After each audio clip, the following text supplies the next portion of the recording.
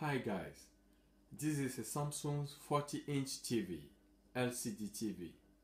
So I'm quickly gonna show you, if you plug in, power, turn it on, how the TV behave, and then proceed the repair and show you how we can fix this TV. So quickly, let me turn the plug and you can see how the TV behave.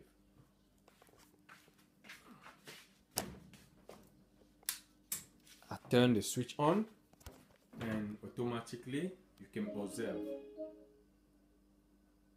So you can hear the Samsung welcome sound, but nothing come on the screen, nothing display at all.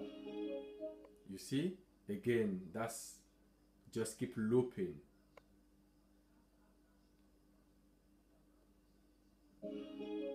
So it's continually looping itself, booting, going back, booting, going back, booting up. Yeah, so as long as we keep it on, it's just gonna keep doing the same thing, right? So keep it up. Very soon I'll show you how can fix this problem.